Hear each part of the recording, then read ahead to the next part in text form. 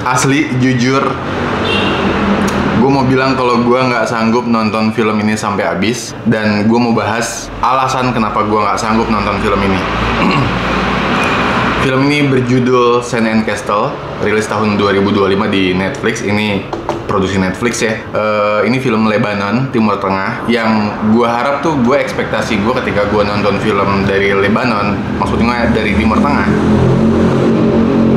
gue berharap gue akan menikmati sebuah film kayak film-film Iran gitu, kayak yang judulnya Aspiration, terus Children of Heaven dan lain sebagainya. Itu kan film-film Timur Tengah juga tuh ya, bagus gitu ya, secara story, secara secara story, secara karakter juga bagus gitu, dan kita peduli terhadap mereka ya. Aspiration apalagi, gue lupa siapa sutradaranya, tapi anyway, gue ngefans banget sih sama sutradaranya. Dan ketika gue nonton film ini, Sand and Castle dari Lebanon, gue berharap akan seperti itu gitu, moodnya, vibes-nya lah, bukan moodnya ya, karena kan ini film psychological thriller ya gitu ya. Tapi zong, gue nggak kuat, gue nggak bisa nonton ini sampai habis. Walaupun secara durasi mungkin nggak terlalu panjang ya, karena durasinya cuma 1,5 jam gitu. Dan tapi 1,5 jam ini nggak membuat gue bertahan lama gitu. Bahkan di menit 30 gue udah mulai kayak kehilangan mood atau kehilangan minat untuk meneruskan tontonan gue gitu. Tapi anyway, gue paksain sampai menit ke 60 ya, udah 1 jam. Gue berusaha untuk bertahan gitu. Mungkin akan karena ini misteri ya, mungkin ya di reveal-nya pelan-pelan gitu. Tapi anyway, udah di menit 60 tetap gue nggak mendapatkan yang namanya kepuasan batin gitu ketika gue menonton film ini. Akhirnya gue memutuskan untuk close dan nggak mau lanjut lagi. Dan akhirnya gue buat video ini untuk menyelamatkan lo semua dari film tersebut. Oke, pertama gue mau bilang alasan gue awalnya gitu ya mau nonton film ini, ngeklik film ini, ngeplay film ini, Sand and Castle, karena pertama gue lihat posternya nih engaging sih menurut gue.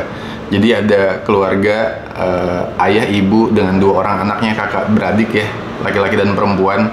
Itu mereka bawa koper gitu, tas koper, dan di hadapan mereka tuh ada mercusuar gitu di sebuah pulau lah. Dan menurut gue menarik gitu, karena gue pribadi gue suka banget sama film-film yang survival gitu, survival mode, bagaimana manusia bertahan hidup di situasi yang sulit gitu. Ini gue udah suka nih secara poster. Terus akhirnya sebelum gue nonton filmnya, gue lihat trailernya, dan ternyata trailernya juga memukau banget, karena di trailer itu digambarin bagaimana keluarga ini berada di dalam satu pulau gitu ya. Mereka doang berempat, nggak ada orang lain, dan mereka bertahan hidup di sana untuk nyari pertolongan untuk pulang gitu, untuk cabut dari pulau itu. Tapi di trailernya nggak digambarin mereka nih kenapa bisa ada di pulau itu. Mungkin itu bagian dari misterinya ya.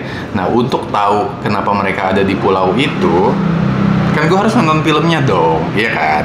Akhirnya gue nonton filmnya dengan maksud untuk mencari tahu, untuk menjawab curiosity gue tentang ini orang ngapain sih, keluarga ini ngapain sih, kenapa terdampar di pulau ini dan lain sebagainya. Tapi nggak dapet gue jawabannya, nggak dapet. 1 jam gue nonton ini. Anyway, sebenarnya tinggal setengah jam lagi sih gue selesaiin, tapi gue nggak kuat nontonnya, gue nggak kuat nonton filmnya gitu. Jadi kayak ngerasa, entah ya, karena ngerasa dibohongin atau apa, gue nggak tahu lah bahasanya. Tapi anyway, di video ini gue akan ngebeberin alasan-alasan kenapa gue nggak kuat gitu ya. Terus dari judulnya juga oke, Sand and Castle, The Sand Castle gitu ya. Terus judulnya juga oke, The Sand Castle, wah keren ya kan, laut banget, kayak live opera itu kan di laut. Pokoknya gue pribadi gue suka banget sama film-film survival yang terutama di laut gitu ya, atau di gunung gitu, gue suka banget. Nah, ini salah satunya nih, mungkin ini adalah film favorit gue nantinya gitu ya. Ekspektasi gue seperti itu. Tapi isinya hancur parah men, mau dibilang sampah juga nggak tega ya. Tapi gimana dong, film ini ya nggak menjawab curiosity gue sih. Mau disebut misterinya kebablasan. Maksud gue kalau semisteri-misterinya film pun gitu ya, lo harus bertanggung jawab terhadap misteri-misteri yang lo reveal gitu. Maksudnya yang lo taruh di tiap plot gitu. Jangan sampai naruh misteri tapi nggak di reveal sama sekali. Itu kan nggak bertanggung jawab gitu sebagai filmmaker namanya. Ya jadi kalau misalkan ngelihat premisnya, kalau gue lihat filmnya sih premisnya adalah sebuah keluarga yang berada dalam satu pulau ya. Mereka sedang menunggu untuk diangkut gitu, untuk ditolong, untuk dijemput oleh seseorang yang nggak tahu orangnya siapa yang jemput mereka gitu ya. Bahkan mereka juga effort untuk dijemput sama orangnya pun kayaknya nggak terlalu effort banget gitu ya. Kayak mereka tuh santai aja gitu. Dan ya nggak ada urgensi gitu untuk mereka mau pulang atau mau cabut dari pulau itu. Sebenarnya secara premis gitu ya, ini sangat menarik, cuman mungkin secara eksekusi gitu ya nggak banget gitu. Nggak bangetnya dalam artian mungkin sutradaranya nggak bisa gitu ya, atau nggak tahu harus melakukan apa gitu ya. Jadi bukannya apa sih membawa cerita ini ke arah maju gitu ya, ke arah maju, ini malah kayak mainin plot-plot misteri yang sebenarnya ngapain gitu. Lu naro-naro misteri di tiap adegan tuh ngapain gitu kan? Tujuannya sama, iya kan, premisnya adalah lu pengen cabut dari pulau, keluarga ini pengen cabut dari pulau itu gitu. Itu kan tujuan utamanya. Nah ya udah, tujuan utamanya dimainin dong, jangan sampai lu hilang gitu, tujuan utamanya nggak diobrolin, malah mainin misteri yang lain gitu. Kalau kayak gitu kan istilahnya tujuannya jadi nggak jelas gitu. Karena kan tujuan penonton, khususnya gue nonton film itu karena untuk tahu gitu apakah tujuan mereka tercapai. Alih-alih nonton tujuan mereka tercapai atau enggak, gue malah disibukkan dengan sodoran-sodoran misteri-misteri yang nggak jelas selama film itu ya. Oke, alasan pertama kenapa gue berhenti nonton, pertama adalah karena di menit 30 sebenarnya, di menit-menit awal gue kayak asik gitu ya nonton dan menikmati filmnya, karena ini Terrence Malick banget nih menurut gue gitu. Karena ada adegan dimana anaknya itu, anak perempuannya itu jalan di sebuah padang gitu ya, di antara pepohonan, terus ada voice over. Ini Terrence Malick banget nih, gue bilang gitu kan. Gue ngerasa gitu, asik nih, ini film asik nih, bisa gue ikutin. Itu di menit-menit awal. Terus di menit ke-30 mulai ada kayak kekacauan yang ditimbulkan sama si anak perempuan. Kayak anak perempuan ini entahlah menemukan lubang di pasir sehingga pasirnya mulai menyusut gitu. Terus si bapak menemukan mayat di dasar laut. Itu menurut gue menarik. Tapi anyway, ada adegan-adegan yang menurut gue lu harusnya menjawab itu gitu, tapi tidak dijawab gitu.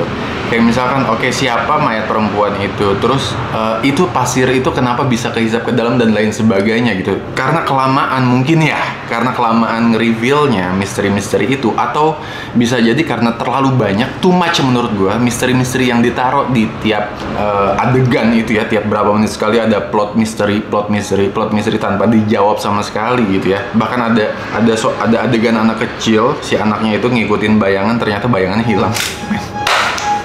Buat apa? Jadi akhirnya gue bosen gitu. Itu alasan pertama gue.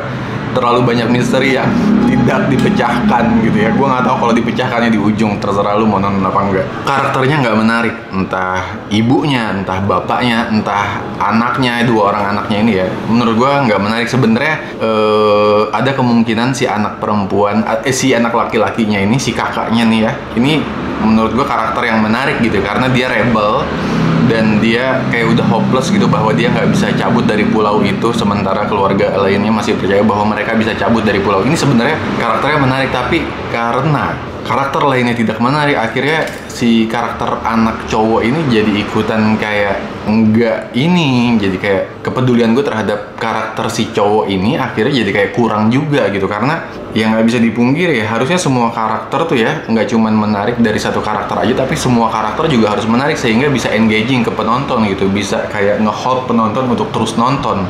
Tapi ya gitu, gue bisa bilang bahwa gue nggak peduli terhadap karakter-karakter di film Sand and Castle ini, The Sand Castle ini. Alasan ketiga ini bukan karena bahasanya ya, maksudnya idiom-idiom atau apa ya. Jadi ada, menurut gue dialognya sok dianeh-anehin. Ada dialog-dialog yang aneh gitu ya, tapi ini ada soknya gitu, sok dianeh-anehin. Jadi ada adegan, gue gambarin aja, ada adegan bapaknya ini lagi sakit gitu ya, karena abis nyelam di laut, terusnya dia kena karang kali ya, dan dia nggak bisa jalan lagi gitu ya. Terusnya dia ngomong gini ketika dia bangun tidur, aku bermimpi minum kopi. Terus dialog selanjutnya, tolong buatkan aku kopi, ke anak cowoknya. Si anak cowoknya bikinin kopi nih, tak. Terus kan udah jadi kopinya dong, dikasih ke bapaknya. Ternyata yang dikasih ke bapaknya bukan kopi, gelas kosong, bapaknya minum, blek, dilempar gelasnya. Maksud gue, ini apa sih? Kalau mau bikin film yang aneh, jangan tanggung menurut gue. Ini kan nanggung ya, maksud gue dari awal lu udah secara setup tuh ya, secara setup story tuh kayaknya udah matang banget nih di menit-menit 30 ke bawah gitu ya, menit 30 awal. Tiba-tiba 30 menit ke depan aneh banget gitu. Nanggung menurut gue. Jadi menurut gue sutradaranya nggak tahu sih mau bawa film ini kemana gitu sih. Sehingga akhirnya kerasa ke gue bahwa nih pelin-pelan nih sutradaranya, atau mungkin skripnya juga jelek kali ya, karena iyalah, maksud gue kan skrip itu kan blueprint ya, dan eksekusi di lapangannya juga kan ketika udah jadi juga filmnya malah kayak gitu. Jadi ini mau film yang aneh-anehan atau mau yang kayak gimana sih? Terus anyway, bapaknya juga kan digambarkan luka ya, nggak bisa jalan. Tiba-tiba adegan selanjutnya bapaknya ada di pinggir laut, jauh men, dari tempat tidur ke pinggir laut tuh jauh banget, dan nggak ada sama sekali penjelasan itu gimana caranya si bapak tuh bisa ke laut. Gue nggak tahu ya dibawa sama sosok atau apa, gue nggak tahu lah, karena filmnya juga nggak jelas gitu. Sekalipun dibawa sama sosok menakutkan gitu ya, itu juga nggak ada kayak pondasi cerita untuk menampilkan sosoknya itu, kalaupun dibawa sosok gitu. Ini aneh banget asli. Oke, gue nggak panjang-panjang sih ngebahas film ini. Gue udah nyodorin ke lu alasan-alasan kenapa gue nggak bisa ngelanjutin nonton film ini. Dan menurut gue kalau misalkan gue harus ngasih rating ke film ini, ratingnya 1 dari 10. Tapi anyway, ini pendapat gue pribadi ya. Kalau misalkan lu coba mau nonton, silahkan, monggo. Dan gue appreciate banget, bahkan kalau misalkan di antara lu yang nonton video gue yang ini tentang alasan kenapa gue nggak kuat nonton film The Sandcastle, dan lu udah nonton gitu ya, misalkan lu suka, silahkan tulis di kolom komentar apa yang lu suka gitu ya. Mungkin gue salah gitu, karena ini kan pendapat pribadi gue terhadap film tersebut. Dan kalaupun lu yang nonton video ini dan pengen nonton film The Sandcastle, menurut gue silahkan, monggo nonton filmnya. Tapi gue sih nggak rekomen ya, karena ngabisin waktu lu doang gitu. Sorry banget nih.